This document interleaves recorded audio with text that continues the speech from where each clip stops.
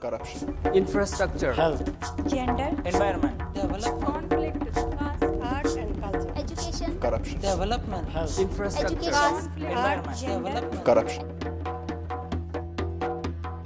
Rickshaw चालकों को अब 2 वक्त की रोटी कमाना भी मुश्किल हो रहा है। ना तो ये कुशल कारीगर हैं, ना ही पढ़े लिखे हैं। रिक्शे में अब सवारियां मिलना मुश्किल है। सिटी बस, ऑटो, हर कोई जल्दी में जाना चाहता है। दिन ब दिन ये समस्या विकराल रूप धारण कर रही है। यदि इनके पुनर्वास के बारे में नहीं सोचा गया तो समस्या बहुत तेज़ी से बढ़ेगी। आइए आज हम जानेंगे रायपुर के रिक्शा चालकों की क्या क्या समस्या है। इसकी समस्या तो पूरा धंधा हमारे ख़राब हो गया। ऑटो में लोग जाने की इच्छा करते हैं ज़्यादा जल्दी जाने के लिए, ऊपर से मिनी बस सवारी बिठा लेता है। रिक्शे में बहुत कम बैठते हैं। सब तरफ का हमारी धंधा मारा गया।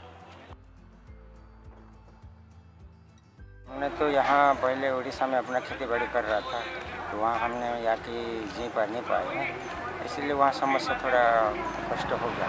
1965 में हम रायपुर में आके यहाँ पर अपना घर बना करके अपना स्थायी होकर के यहाँ जी रहे हैं।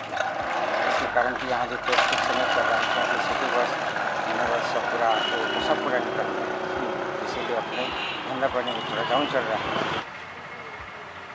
साइकिल के पहियों में वो गति कहाँ कि ऑटो रिक्शा और सिटी बस के पहियों की गति की बराबरी कर सकें। पढ़े लिखे हैं नहीं, दूसरा काम सीखा नहीं। जड़ें तो पहले ही कट गई थी, अब तने का भी आसरा नहीं। एक तरफ कुआं है तो दूसरी तरफ खाई।